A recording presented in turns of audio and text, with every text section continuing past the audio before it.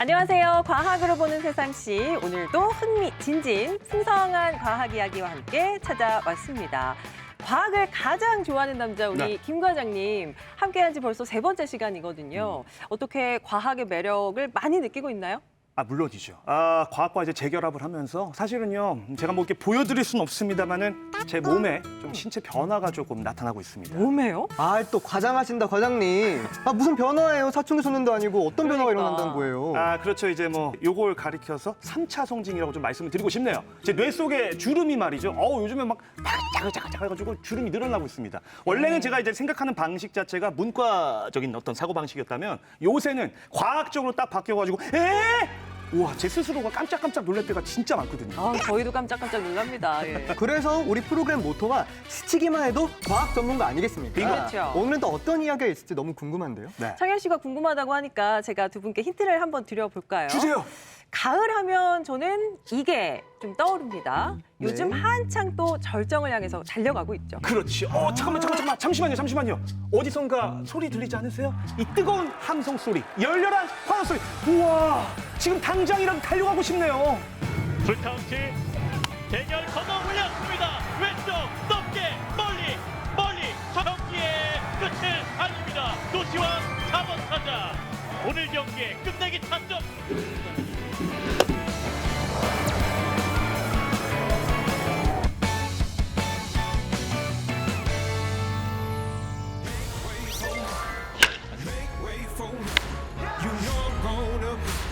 투수와 마주보고 서 있을 때 네가 이기냐 내가 이기냐 정말 불꽃 튀게 서 있었죠.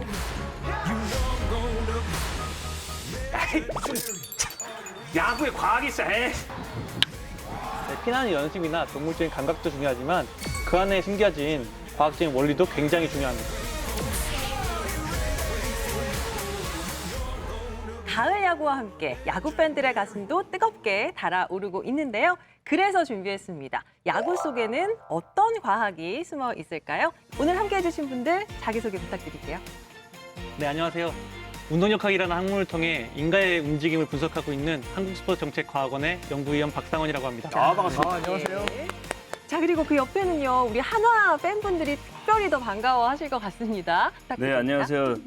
하나기스에서 프로생활을 했던 송광민입니다.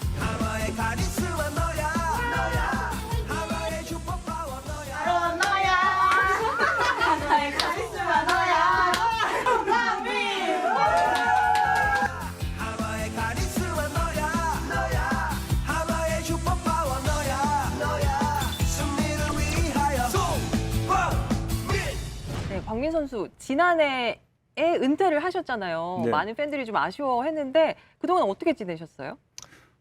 이제 은퇴하고 이제 모교에서 공주고등학교라는 곳에서 코치 생활을 좀 하고 그리고 나서 대전에 이제 제 이름을 딴 이제 트레이닝 센터를 오픈을 해서 선수들의 좀 부족한 부분들, 기초적인 이런 체력 훈련, 아니면 기술적인 부분, 멘탈 뭐 이런 것까지도 저희가 복합적으로 해서 후배들 양성을 좀 자그만하게 하고 있습니다. 광민이 형. 잘 지냈죠? 롱타임 노세이. 몇 번 사이에 좀 얼굴이 더 좋아지셨어. 잠깐만요. 제가 잘못 들은 거 아니죠? 형이라고요? 형이죠. 형이라고 부를 정도면 굉장히 많이 친한... 거의 막역하죠. 거의 뭐 이제 의형제를 넘어서 사실은 또 광민 형이 저한테 또 야구를 알려준 저희 스승님이거든요. 에이, 설마요. 또 과장하셔. 자, 제가 보여드릴게요. 아직도 못 믿으시겠어요? 스승님 제발 좀 알려주십시오. 별거 아니네. 바로 너야. 하나의 승리 타자 너야. 반갑습니다. 또 송광민 선수 별명이 알아보니까 원클럽맨. 그렇죠. 의리의 하나맨이잖아요. 프로 선수 생활 15년을 오로지 이제 하나에서 보내셨는데 제가 조심스럽게 이 질문 한번 드려도 될까요? 제가 또 설마 그거. 네, 그거 맞습니다. 제가 또 시청자 여러분의 궁금증을 대신 전해드리는 박대리 아닙니까? 그렇죠. 네. 하나이글스 왜 이렇게 성적이 안 나오는 건가요? 그거 좀 위험한데 저기 하나이글스도 정말 열심히 노력을 많이 했어요. 근데 경험 부족? 아니면 뭐 새로운 감독님들이 오시고 나서 계속 뭐가 이렇게 톱니바퀴가 자꾸 하나씩 안 맞았던 것 같아요. 그렇게 하다 보니까 서로가 좀 위축됐던 것 같아요. 열심히 하자. 정말 준비를 많이 해도 항상 결과가 안 좋으니까 뭐 프로 선수들은 결국 우승만 바라보고 가는 거 아니겠어요? 그럼 맞습니다. 네, 그래서 그래도 우리 하나 팬들은 전 구단 통틀어 1위 아닙니까? 그렇죠. 네, 팬에서는 맞습니다. 정말 저희가 끝까지 열심히 응원을 하도록 하겠습니다. 네. 자, 두 분 올해가 한국 프로야구에 있어서 좀 남다른 해라는 거 알고 계세요? 아니 뭐 야구는 all the time, always 항상 뭐 의미 있는 거 아니겠습니까? 일단 승부 자체가 굉장히 또 치열하기도 하고, 그다음 우리 선수들의 우리 땀과 열정 진짜 어마어마하죠. 여기에다가 이제 야구 팬분들의 이 팬심까지 늘 의미 있는 건데 뭐 특별한 게 뭐가 있을까요? 물론 맞는 말이지만 예. 올해는 더 특별한 주년이라고 하는데요. 예. 올해가 바로 프로야구 출범 40주년이 되는 해라고 합니다. 맞습니다. 맞죠, 박사님? 네, 맞습니다. 컬러 TV가 처음 보급되던 시절부터 이제 프로야구가 출범하기 시작했는데요. 그 프로야구가 출범하고 나서 대단한 인기를 끌었습니다. 그리고 가장 처음 이제 우승한 팀이 오비베어스입니다. 그 오비베어스를 이끌었던 투수가 박철순 선수죠. 불사조. 네네네. 박철순 예. 선수는 말씀하셨던 것처럼 그 부상을 항상 이기고 네. 다시 일어서는 모습이 불사조를 연상시키기도 했는데요. 최다 연승이 22연승. 그리고 그 오비베어스의 원클럽맨으로 이제 활약을 하기도 했습니다. 그의 영고지가 혹시 어딘 줄 아십니까? 뭐 네, 대전입니다. 예. 네. 그나저나 두 분 예. 메이저리그 선수한테 팬레터 보내봤어요? 네? 팬레터 직접 써서. 저 뭐 우리 중에 누가 있단 잠깐만. 혹시 우리 또 대표님, 우리 손 대표님께서 그런 경험이 있으신 건가요? 김 과장님, 예. 한국인 최초 메이저리거가 누군지 알아요? 찬호 형. 그렇죠. 네, 박찬호 형. 제가 학창 시절에 우리 박찬호 선수를 정말 좋아했거든요. 오. 그래서 LA 다저스 시절에 제가 직접 손으로 써서 이렇게 편지를 보냈습니다. 그래서 네? 다저스 구단에서 이렇게 저에게 답장을 보내줬어요. 와. 아 여기 영어로 적혀 있어. 잠깐만요. 진짜네요. 찐이네, 네, 찐. 꺼내보세요. 와. 진짜요, 진짜. 여기. 선수들 아니, 사인입니다, 요거는. 다 사인이에요, 선수들? 네, 야. 사인이고요. 여기 보면은 포토 카드가 있습니다. 우리 박찬호 선수. 사진까지 61번 박찬호 선수. 등번호까지 기억을 하시니까 진짜 찐팬 맞으시네. 네. 아니 그러면은 말 나온 김에 또 우리 찬호 형님이 지금 저희 프로 보고 계실지도 모르는데. 정말요? 예, 저 원샷 보시고 네. 영상 편지 한번 가시죠. 예. 그럴까요? 예. 우리 박찬호 선수 제가 학창 시절에 덕분에 정말 열심히 공부를 할 수가 있었습니다. 많은 힘이 돼 주셨거든요. 저희 스튜디오에 꼭 한번 모시고 싶습니다. 나와주세요. 됐다.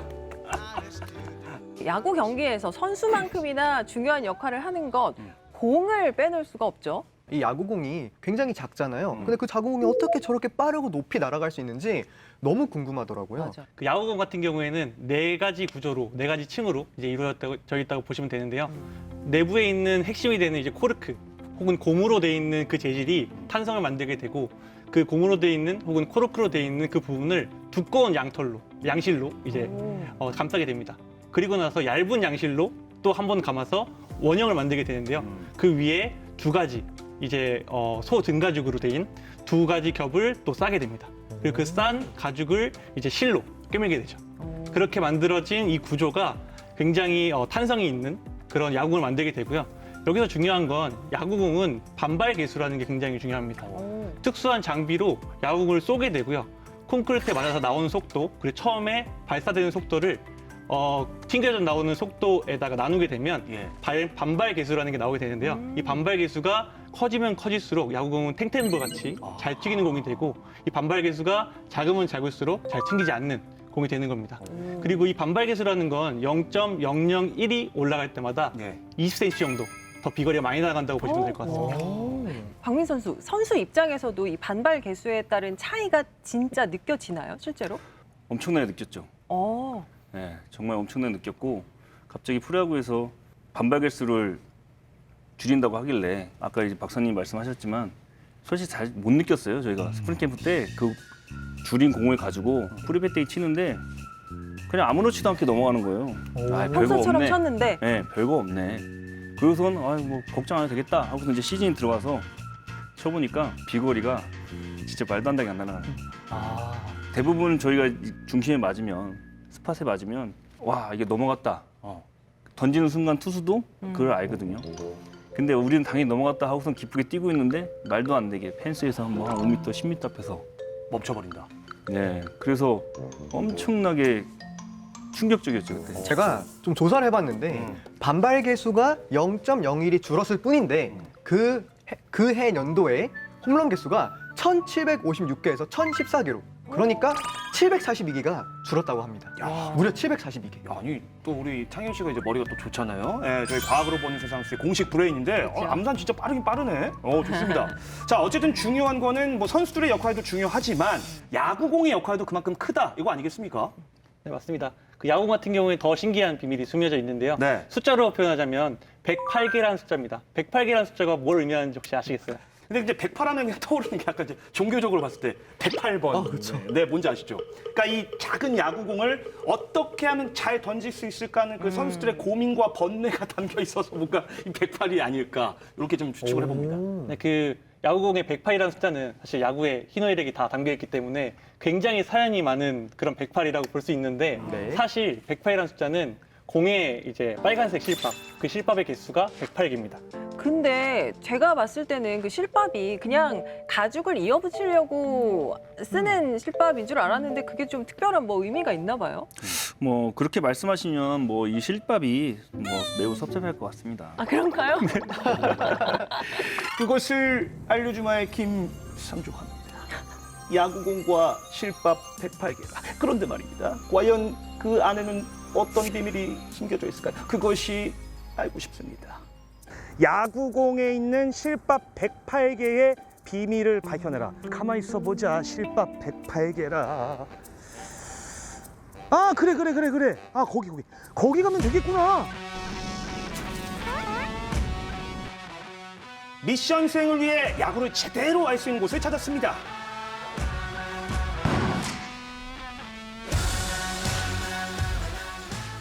그때 등장하는 진짜 야구 전문가 바로 이글스의 불방망이 송광민. 바로 너야 하나의 승리 타자 너야. 반갑습니다. 야구공에 있는 실밥 108개 이 시크릿을 제가 지금 오늘 알아내는 게 저희 미션이거든요. 좀 알아낼 수 있을까요? 제가 한번 리포터님께서 네. 한번 야구 던지는 걸 보고 그리고 제가 정답을 알려드리도록 하겠습니다. 아, 쉽게 알려주진 않으시는데요. 그래서 제 실력을 뽐내봤습니다. 잔디 좋은 거 쓰시네. 예. 자, 일단 뭐 던지라고 하셔서 던져봤습니다만 어떻습니까? 뭐 기대에 전혀 어긋나지 않고 예. 예상과 빛나지 않게 못 던졌다. 뭐 그렇다고 봐야 되겠죠. 예. 제가 놀래야 되는데 당연한 게 그냥 스승님 제발 좀 알려주십시오. 저 알려주신다고 할 때까지 일어나지 않겠습니다. 알겠습니다. 그러면 제가 108개 비밀에 대해서 제가 알려드리는데 대신에 고등학교 야구 유망주들이 있는데 그 선수들하고 같이 해서 제가 108개의 실밥의 비밀에 대해서 같이 알려드리도록 하겠습니다. 와, 고등학생 맞나요? 체격이 굉장히 큰데요. 네, 뭐 저보다 조금 훤칠하죠. 예, 인정합니다. 바로 우리나라 야구의 미래를 책임질 선수들입니다. 근데 중요한 거는 이 야구공 실밥 108개의 비밀에 대해서 알고 계신가요? 네, 당연하죠. 네. 저도 빨리 좀 알려주세요. 현기증 날 것 같습니다. 제가 그러면 일단 먼저 알려드리겠습니다. 예. 일단 이 108개의 실밥의 비밀이 일단은 투수들이 구지마다 이 스피드라든지 각도도 틀리고 하는 게 야외 경기다 보니까 공기나 이런 바람의 정영에 상당히 미치는 영향이 커요. 그래서 실밥이 108개가 이렇게 존재하는 겁니다. 실밥에 따라서 이게 달라지는 게 너무 모른다고 막 놀리시는 거 아니에요? 제가 그래서 우리 선수들을 초청을 해가지고 보여주기 위해서 이제 모셔왔으니까 백문이 불여일견. 네, 제가 야구공 실밥 108개의 비밀을 알려드리겠습니다. 검지와 중지로 실밥을 가로질러 잡고 던지는데요. 가장 빠른 구종인 토심 패스트볼입니다.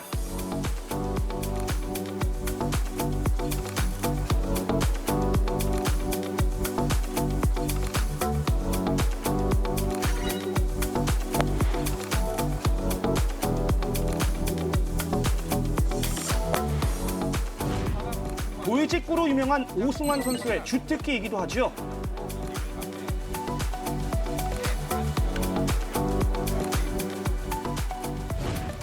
이번에는 검지와 중지를 실밥 위에 나란히 얹고 던지는 투심 패스트볼입니다.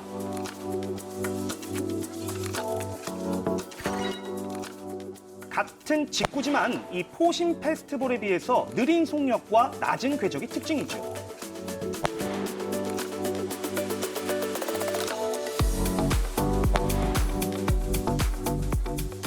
이번에는 손과 손목의 회전을 이용한 커브. 직구일 때는 공의 흐름에 변화가 없는데요. 이 커브는요, 공이 회전하면서 주변 공기의 흐름이 달라지기 때문에 공이 크게 휩니다.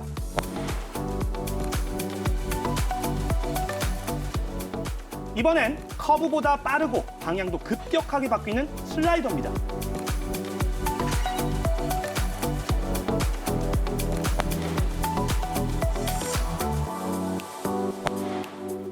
슬라이더 하면 딱 떠오르는 선수가 있죠?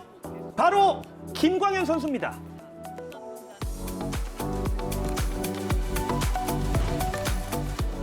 자, 이제 마지막 비밀을 알아볼까요?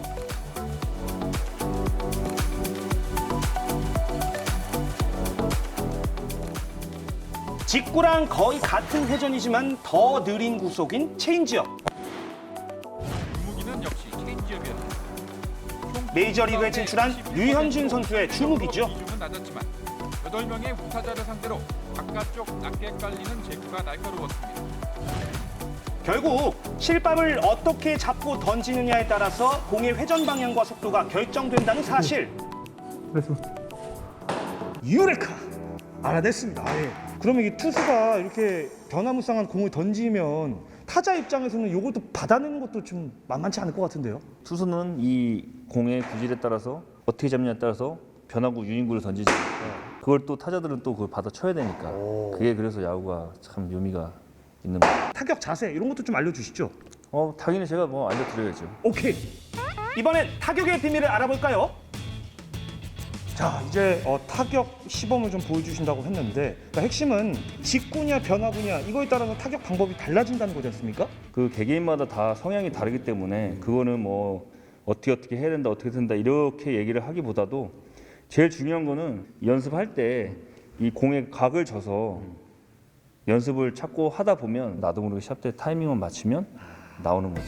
빠른 볼을 대응하는 연습이고 타구를 쳐다보지 않고 끝까지 이 공을 가지고 연습을 하는 거예요. 그리고 그 포인트가 올 때까지 기다렸다가 끝까지 보고 또 쳐야 되고. 그럼 이번엔 이제 변화구에 어떻게 좀 대응을 하는지 이것도 알려주셔야죠. 각을 좀 더 줘서 높게 위로 하늘로 띄워서 대신에 타자는 직구 타이밍이 빠른 타이밍에 공을 잡고 있다가 한번 스톱 그리고 나서 떨어진 때까지 기다렸다가 그 포인트에서 타격 훈련을 하는 게 변화구 치는 연습이죠. 이제 108개의 비밀 저도 이제 알았으니까 여기 한번 저도 느껴봐야죠. 혹시 제가 좀 타석에 서서 쳐봐도 되겠습니까? 언제든지 제가 한번 지도를 한번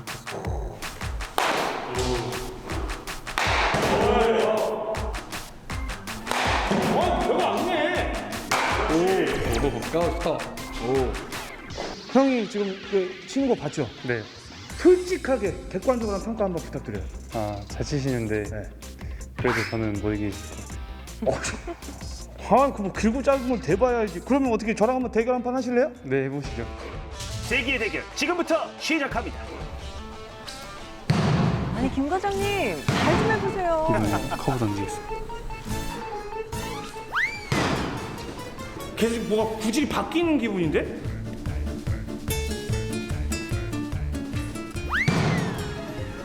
포기. 저 포기하겠습니다. 제가 졌어요.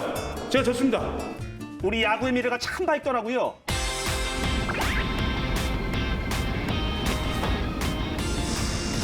포기를 모르는 저 김과장 노력하고 또 노력했습니다.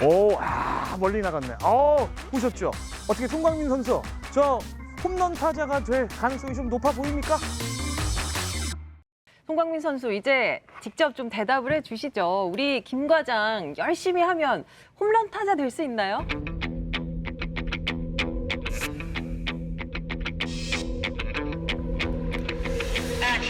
솔직히 쉽지 않을 것 같습니다. 예? 우리 좋았잖아요. 왜 그래? 갑자기 배신하는 거예요? 야구가 괜찮아요. 그만큼 어렵습니다. 김 과장님 괜찮습니다. 예. 또 열심히 하다 보면 의외의 재능을 발견할 수 있으니까 과장님 힘내세요. 얄미워. 전혀 위로가 안 되는데. 예. 저는 한 가지 좀 궁금한 게요. 그 공에 보면 실밥 때문에 좀 울퉁불퉁하잖아요. 그래서 공기 저항 때문에 공이 좀 빨리 날아가는데 지장이 있지 않을까 싶은데 어떤가요? 일반적으로는 공이 매끈매끈해야 공이 더 잘 날아간다라고 생각해 보실 수 있겠는데요. 네. 사실상 공이 매끈매끈하게 되면 바람이 공을 타고 가면서 공 뒤에 이제 공을 잡아당기는 저항이 발생하게 됩니다.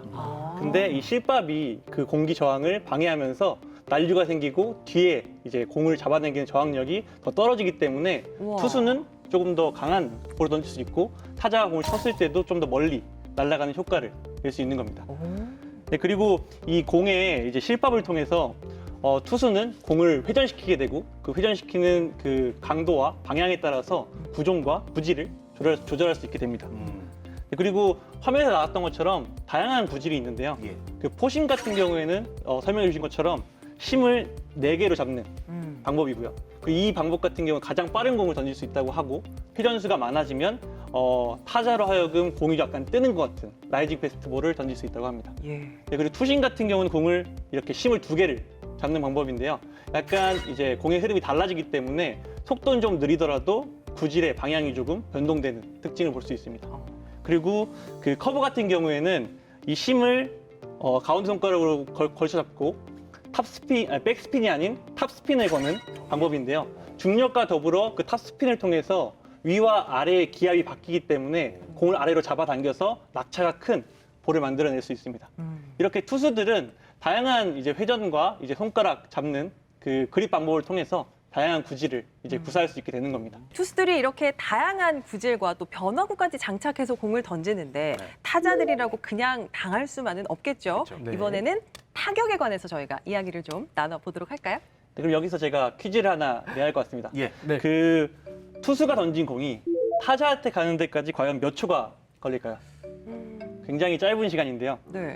0.4초가 걸립니다. 1초도 안 걸려요. 1초도 안 걸립니다. 그 안에 투수가 던진 공을 타자는 판단을 해서 쳐내야 하는 겁니다. 와. 0.4초요? 네. 0.4초면 진짜 눈 깜빡할 시간밖에 안 되는데 그때 아까 보니까 암산 잘하던데 어떻게 0.4초 안에 암산 가능해요? 에? 0.4초 안에 암산 가능해요? 네, 나 해보세요. 네. 가능하죠? 예. 15 곱하기 35 525. 맞는데? 오. 25분의 13 곱하기 8분의 7 200분의 91. 계산기 준비했어요? 아, 갖고 왔는데 맞아요. 맞아요. 맞아요? 맞아요. 그런데 방금 해보니까 0.4초가 생각보다 더 짧은 것 같아요. 그 차이나의 순간에 타자는 공을 보고 판단해서 그 몸의 반응으로 치는 거잖아요. 와, 이게 믿기지가 않는데요. 선수들 정말 대단한 것 같아요. 네. 그렇죠. 그래서 야구는 그 0.4초의 과학이라고도 불립니다. 0.4초라는 시간 동안 투수가 던지고 이제 타격을 하는 타자까지 오게 되는데 일반적으로 반응하는 속도가 0.25초라고 보면 오. 0.15초 안에 타자는 판단을 하고 그 구질을 이제 타격하게 되는데요. 예. 그렇기 때문에 굉장히 피나는 노력을 하고 그리고 데이터를 통해서 어떤 구질이 올지 그 타자가 구질을 판단하고 타격을 직접 해내는 데까지 0.15초라는 상식적으로 불가능한 그 시간 안에 타격을 해야 하는 겁니다. 예. 그런데 하나 궁금한 게 있습니다. 배트 무게도 타자의 그 타격에 영향을 좀 많이 주나요? 예, 맞습니다. 사실은 배트 길이가 길면 길수록 몸통 우리가 회전을 해서 타구를 보내는 거기 때문에 길고 그리고 배트가 무거울수록 탄성이 좋아지기 때문에 비거리에 영향이 미치고 그리고 짧고 강한 타구를 보낼 수 있는 데 큰 역할을 합니다. 선수들마다 배트 무게가 다 같은 게 아닌가 봐요. 네, 모양도 다르고 그리고 길이도 다르고 생김새도 다르고 손잡이 모양도 다르고 이제 이 부분이 로브라고 하는데 손잡이 있는 쪽이 이 로브 모양부터 이 헤드 끝까지 모양이 다 다릅니다. 지금 앞에 지금 나와 있는 요 배트만 보더라도 다 다르게 생겼는데 자 그렇다면 박사님 이 배트에도 어떻게 좀 과학의 원리가 좀 숨어져 있습니까? 네, 배트에도 역시 과학의 원리가 숨겨져 있습니다.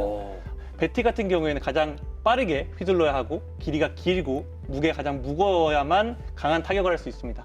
네. 이때 선수마다 그때그때 느끼는 무게가 다르고 그때그때 배트를 바꾸는 이유는 그날 컨디션에 따라서 가장 빠른 속도를 낼 수 있는 무게가 다르기 때문입니다. 그래서 만약에 같은 속도를 낼 수 있다면 길게 잡고 무게를 무거운 배트를 선택하는 것이 강한 타격을 낼 수 있는 비결이 될 것입니다. 네, 그리고 타격을 하는 순간에는 1000분의 1초라는 시간 동안 타격을 하게 되는데요. 이 1000분의 1초라는 시간을 길게 끄면 길게 끌수록 더 강한 타격이 나오게 됩니다. 그 이유는 충격량이라는 게 커지게 되는데요. 충격을 한번 가할 때 이제 시간을 길게 가져가면 길게 가져갈수록 강한 타구가 나오게 되는 겁니다. 저 이런 얘기도 들었어요. 선수들이 컨디션이 좋으면 야구공이 축구공만큼 커 보인다고. 그거 사실이에요, 광민 선수? 그런 적 있으세요? 예, 맞습니다. 라식 정말요? 아니요. 시력이 좋으신 것 같아요. 사실은 좀 더 업그레이드 시키면 더 컨디션이 좋으면 공이 제 앞에 서 있습니다. 와, 신기하다. 약간 드라마 같은데요. 자, 그리고 야구 경기 볼 때마다 저 요거 보는 거 정말 재밌어요. 선수, 그러니까 타자와 투수의 팽팽한 기싸움. 짜릿하죠? 보는 사람도. 그게 바로 수싸움이잖아요. 그렇죠. 실제로 타석에 들어서면 이 투수랑 마주보게 되는데 네. 이 투수랑 마주보게 되면 어떻게 눈에서 불꽃이 팍팍 튀나요? 네, 맞습니다. 오. 왜냐면 저희가 투수는 야구라는 이 스포츠가 재밌는 게 하나가 투수는 속여야 되고 그 속는 공을 안 쳐야 되고 그러다 보니까 처음 타석 들어가서 땅을 고르는 순간부터 그때는 내가 뭘 노려야 되는지 뭘 해야 되는지부터 생각을 하면서 투수하고 눈빛에서 일단은 1차 싸움에서 저희가 타자들이 우위를 점하려고 이렇게 하죠. 아마 세상에 있는 모든 야구 선수들, 특히 모든 타자들이 바라는 게 바로 홈런이겠죠. 자, 앞선 타석에서 삼진을 2번 맞고 재등판한 우리 송광민 선수, 4번 타자 송광민 선수가 다시 마운드에 올라왔습니다. 자, 현재 상황 9회 말 투아웃, 주자 만루인 상황에서 자, 박창현 해설위원님 어떻게 보십니까? 네, 현재 굉장히 상황이 긴박한 상황입니다. 이 송강민 선수 끝에 이 하나이글스의 운명이 달려있다 해도 과언이 아닌데요. 과연 이 긴장되는 순간 광민 선수는 어떤 선택을 할까요? 자, 말씀드린 순간 송광민 선수 쳤습니다. 자, 좌측으로 좌익수 넘어서 좌측 당장 넘어갑니다. 홈런! 후! 와. 야구장 와 있는 줄 알았어요. 치킨 좀 시켜주세요. 야구 잘하시는데요? 예, 예. 자, 아무튼 홈런은 이제 야구의 꽃이다 이렇게들 말씀을 많이 하시는데 아무래도 좀 힘이 좋고 체격이 좋은 타자들이 좀 유리하지 않을까 생각합니다. 어떻게 봅니까, 박 대리? 그런데 아닐걸요? 왜냐하면 이정보 선수가 있잖아요. 그 선수는 체격이 호리호리한데도 홈런을 완전 잘 치잖아요. 듣고 보니까 그러네요. 아니 그러면 뭐 홈런을 잘 치는 특별한 비결이라도 있는 걸까요?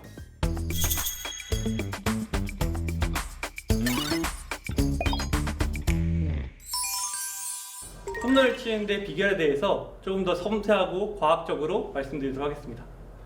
우선 외적인 요소를 제외했을 때는 타자가 홈런을 만들어내는 데는 3가지 조건이 있는데요.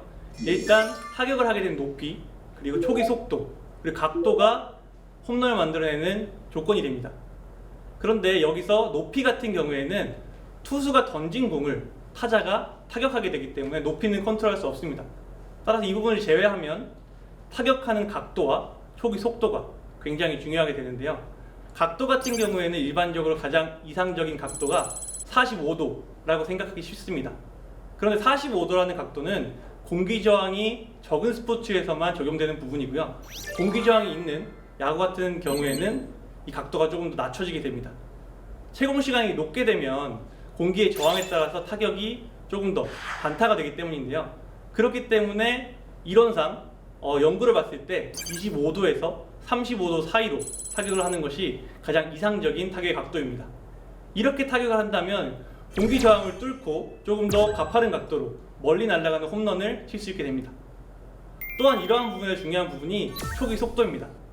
초기 속도 같은 경우에는 타자가 어떠한 기술을 구사하느냐에 따라서 달라지게 되는데요.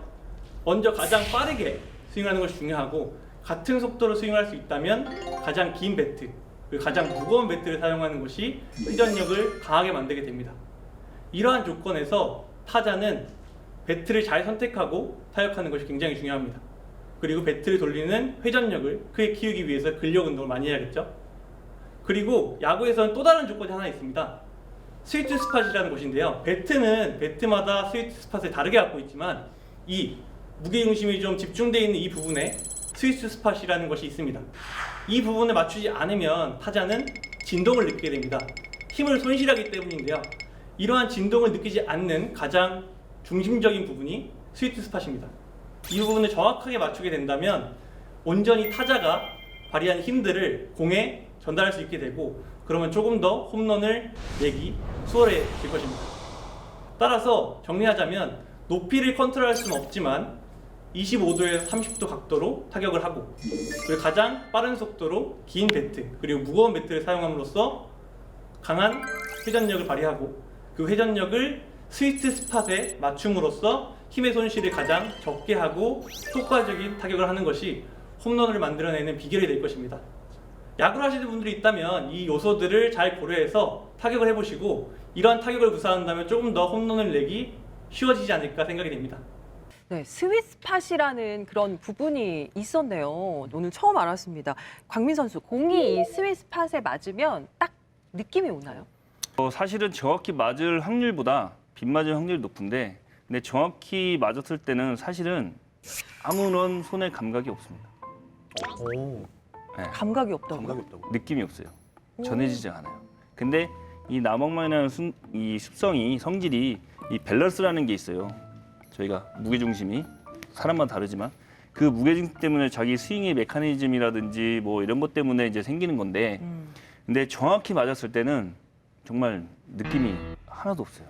낚시의 손맛처럼 뭔가 딱 그 홈런 맞았을 때 뭔가 그런 손맛이 있을 거라고 생각했는데 그러니까요. 없다고 하시니까 좀 놀랐거든요. 뭐 어쨌든 중요한 건 또 광민이 형이 워낙 또 유명한 아주 프로 또 선수셨잖아요. 그 말 나온 김에 여기 스튜디오에서 타격 시범 한번 좀 자세라도 이렇게 좀 보여주시면 어떨까요? 볼 수 있을까요? 예, 제가 뭐 보여드리겠습니다. 와.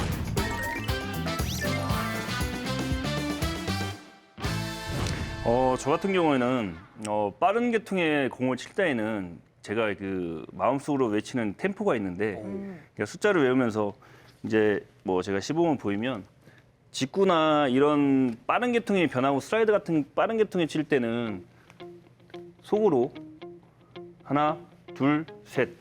요 리듬입니다. 하나, 둘, 셋.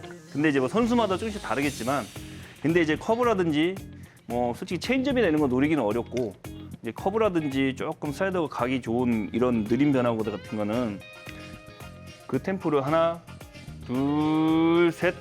둘. 길게. 네. 공이 그만큼 직구는 0.4초에 들어오지만, 네. 근데 변화구는 그래도 회전이 걸려서 변화구가 한번 떠서 날라오기 때문에, 그렇죠. 그래서 좀 느리게 날라오잖아요. 그래서 하나, 둘, 셋. 이게 선수마다 조금씩 다르긴 하지만 저는 현역 시절 때 그렇게 타이밍을 잡아서 투수들을 공략했습니다. 와. 근데 뭐 일단 이제 아시는 분은 아시겠지만은 제가 이제 또 그 홈런 꿈나무인 거 아시죠? 그 과자도 원래 이제 홈런 들어간 거 그것만 먹거든요. 네. 그 말 나온 김에 제가 그 옆에서 한번 제 타격 한번 폼을 좀 보여드려도 될까요? 예, 한번 보여주세요. 와, 이렇게? 와. 너무 자신만만한 게 불안한데요? 일단 뭐 이제 그 서건창 선수가 또 따라하고 있던데 그 송구리당당 이제 그 타법이라고 요거 다리를 이렇게 모아가지고 이렇게 있다가 약간 이제 그럼 이게 투수가 할 때 방심을 하거든요. 아니, 오줌 마려우세요? 아니 그게 포인트야. 약간 이런 상태에서 딱 아닌 것 보였다. 같은데.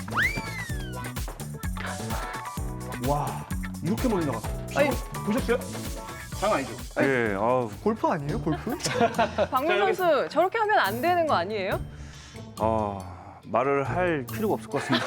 자, 다음. 할 필요가 없을 정도로 아주 잘했다는 거고 네. 침대타법이라고 이제 저처럼 발이 빨라가지고 도루를 빨리 하기 위한 이게 아니고 살짝 거의 이제 눕더라고 진짜 누워가지고 공이 왔다 맞습니다.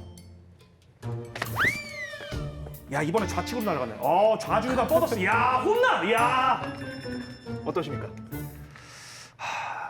변함이 없습니다. 빨리 다음 쿼터 넘기세요. 빨리 다음 쿼터 넘겨. 과학으로 보는 세상 시 앞으로 시청자들의 영상 메시지가 도착했습니다. 야구가 워낙 팬들이 많은 스포츠잖아요. 그렇죠. 그래서 더 궁금한 게 많지 않을까 싶은데 어떤 질문들이 도착했을까요? 야구 경기장에는 야외구장이랑 돔구장 두 가지가 있잖아요. 그래서 각각 장단점이 있을 것 같은데 선수들은 어떤 경기장을 더 선호하나요? 안녕하세요. 저는 커서 멋진 프로야구 선수가 되고 싶은 유한입니다. 지금도 열심히 야구 연습을 하고 있는데 잘 안 될 때가 많아요. 어떻게 하면 멋진 프로야구 선수가 될 수 있을까요? 알려주세요. 안녕하세요. 저는 야구에 살고 야구에 죽는 야구 팬입니다. 제가 야구 경기 보러 갈 때마다 궁금한 게 있는데 왜 야구장 치킨은 다른 치킨보다 더 맛있다고 느껴지는지가 궁금합니다. 와, 세 가지 질문 다 어. 정말 궁금한 질문들이었습니다. 첫 번째입니다. 네. 야구 선수들은 야외구장과 돔구장 중에서 어디를 더 선호하는지 여쭤봐 주셨는데요. 광민 선수, 네. 어디를 선수들이 더 선호하나요?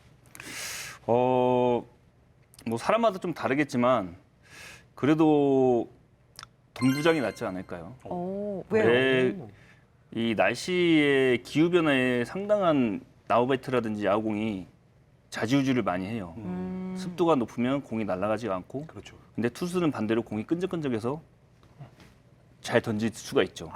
로진을 저희가 묻히듯이. 근데 돔구장이라는 특성은 여름에는 날씨가 더운데 에어컨이 가동하기 때문에 팬이 돌아가기 때문에 공기 저항이라든지 이런 게 받지 않아서 좋은 게 있고, 또 가을 이맘때 가을이 되면 저녁이 춥잖아요. 예.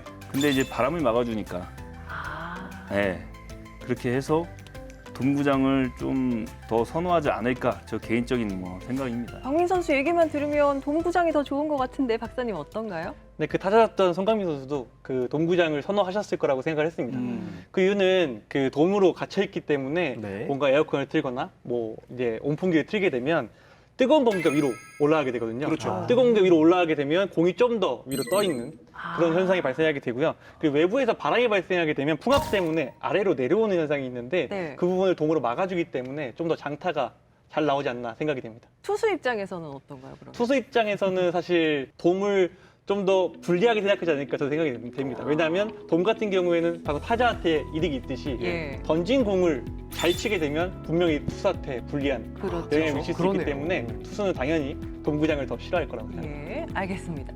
자, 그러면 다음 질문 우리 송광민 선수에게 질문을 해줬는데요. 어떻게 하면 프로 선수가 될 수 있나요?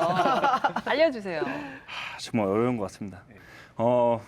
일단 기본기에 충실한 야구를 하면 좋겠고요. 그러니까 제가 항상 쉽게 표현하는 게 있는데, 높은 고층의 아파트를 올릴 때 아니면 다리를 올릴 때 밑에 하부 기둥이 튼튼해야 올라갈수록 안정감이 생겨서 네. 바람이 불던 어떻게 하든 태풍이 오던 버티죠. 버티는데, 그렇죠. 근데 지금 이 선수들은 그런 것보다는 이제 TV에서 비춰지는 영향, 이런 것들이 많기 때문에 자주지를 많이, 유튜브 같은 것도 이런 게 많기 때문에 그런 거를 흉내내고 따라하고 원리에 대해서 이해를 못하고 그 타격이나 그 투수의 던지는 그런 것들을 이해를 못한 상태에서 받아들이기 때문에, 아까 그 어린 친구한테, 선수한테, 꿈나무한테 하고 싶은 말은 기본에 충실한 야구를 하다 보면 한 살 한 살 먹다 보면 이제 고학년이 되고 그러면 당연히 기술은 따라오니까, 네, 그렇게 해서 잘 기본기에 충실했으면 아마 좋은 결과가 있을 거라 저는 생각합니다. 네. 저는 프로야구 선수가 될 수 있을까요? 이제 갑자기 그만 시선을 회피하시는데. 감독님. 이제 그만. 알겠습니다. 자, 이제 그만. 자, 다음 네. 질문, 마지막 질문 드리겠습니다. 요거 저도 궁금했는데, 이게 희한한 게 야구장에서 먹는 치킨은 똑같은 브랜드의 치킨, 다른 장소에서 먹을 때 이 맛이 안 나요. 야구장에서 먹으면 진짜 유독 맛인 거 알죠? 너무 맛있어요. 경험 진짜. 있죠? 네네네. 왜 맛있을까요, 대체?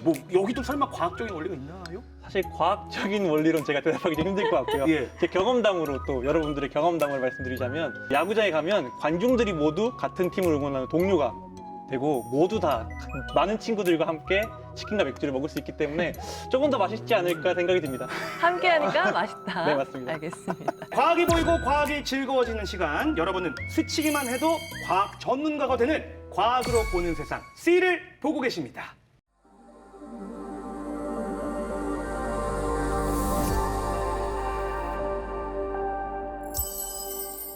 투수가 던지면 타자가 치고 이제 남은 거는 뭐죠? 수비겠죠. 그렇죠, 잡아야죠.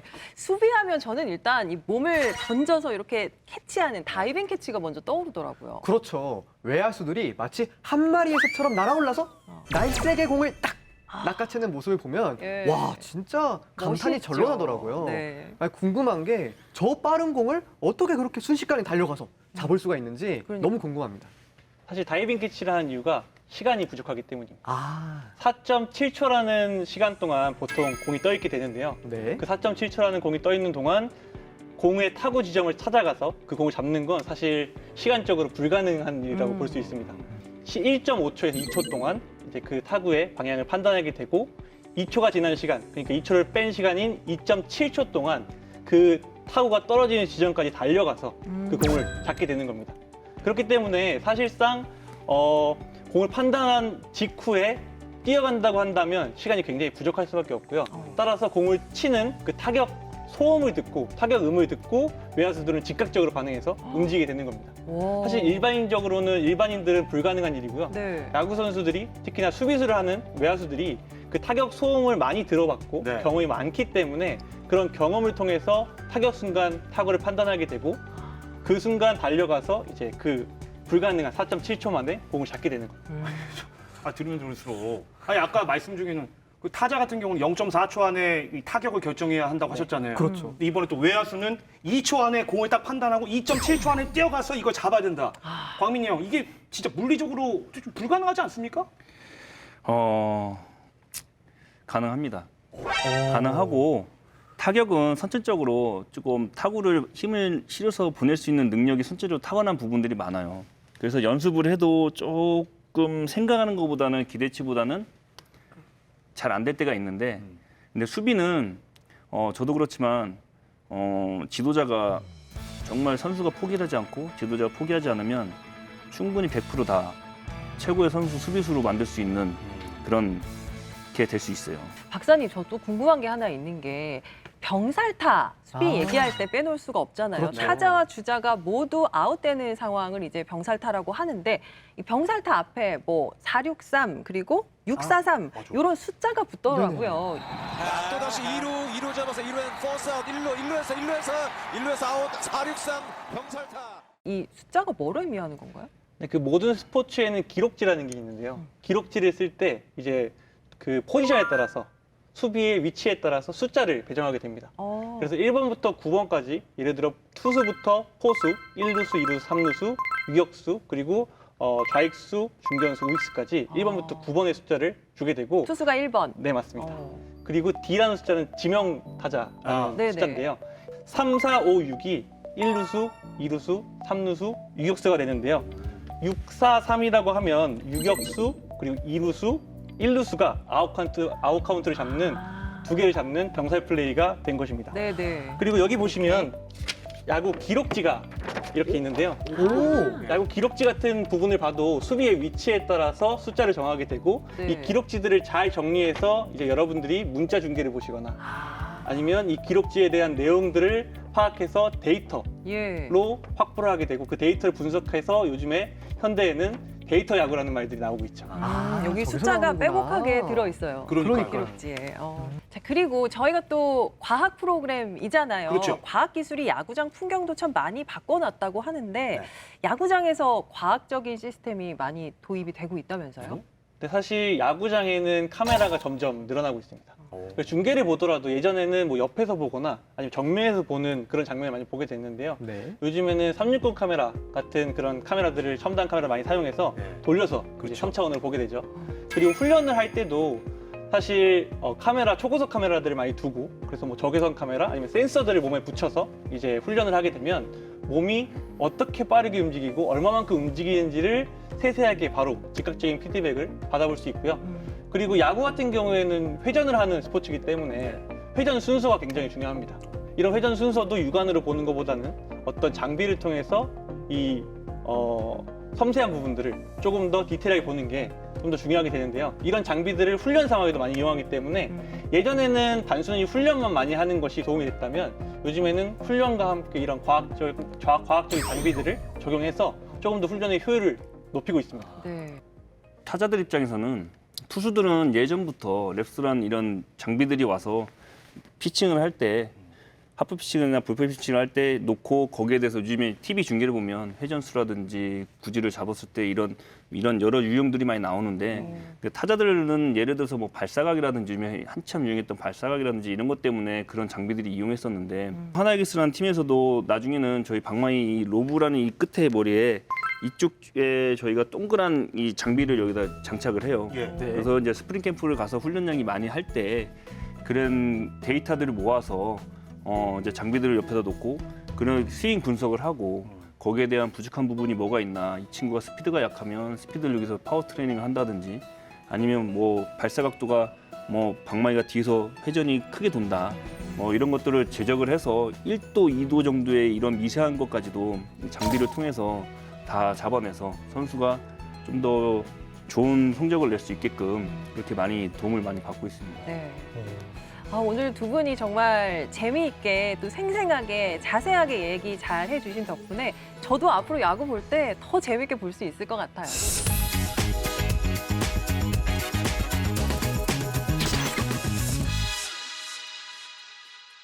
눈 한 번 감았다 뜨면 몰라보게 급변하는 세상.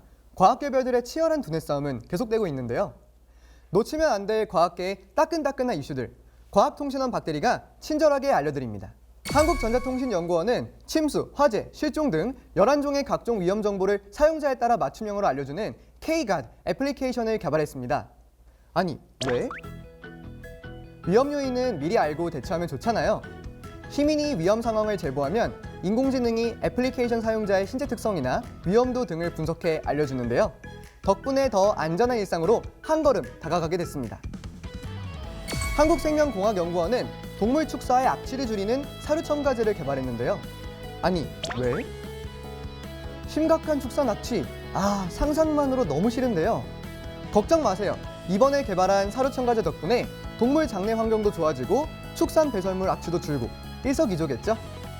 카이스트 연구팀은 스마트폰과 AR 기술을 이용해 사물의 내부를 투시하는 장치를 개발했습니다.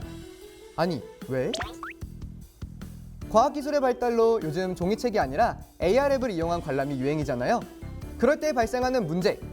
모바일 기기 화면에만 집중하느라 정작 전시물을 제대로 관람하기 힘든데요. 전시물 표면에 무선인식 태그만 갖다 대면 투시 화면을 스마트폰으로 더 생생하게 볼 수 있다고 하네요. 한국을 넘어 세계로 국내 연구진들의 끝없는 열정 덕에 우리의 지구촌은 오늘도 한층 똑똑해지고 있습니다. 지금까지 과학통신원 박대리가 전해드린 과학 이수다였습니다. 과학으로 보는 세상시, 오늘 야구 속에 숨겨져 있는 과학 그리고 야구와 관련한 다양한 이야기까지 함께 나눠봤습니다. 두 분 오늘 어떠셨나요? 네, 오늘 되게 행복한 시간이었고요. 그리고 오늘 이야기 나눈 것들을 통해서 조금 더 야구를 재밌게 즐기셨으면 좋겠습니다. 저도 정말 즐겁고 유쾌한 시간이었고, 그리고 또 제가 이제 은퇴를 했지만 비록 저희 하나 이글스가 성적이 좋지 않지만 그래도 우승을 향해 갈 수 있도록 저희 팬들이, 대전 팬들이 또 많이 응원을 했으면 좋겠습니다. 두 분 덕분에 저희도 오늘 즐거웠습니다. 자, 한계를 뛰어넘어서 승리를 얻기 위해서 오늘도 많은 선수들이 땀을 흘리고 있을 텐데요. 그 선수들의 열정과 노력에 박수를 보내드리고 싶고요. 또 시즌이 끝날 때까지 우리 선수들에게 열심히 응원해 주시기 바랍니다. 오늘 저희가 준비한 소식 여기까지입니다. 다음 시간에 더 유익한 이야기 들고 찾아오겠습니다. 과학이 보인다. 과학이 즐거워진다. 스치기만 해도 당신은 과학 전문가. 과학으로 보는 세상,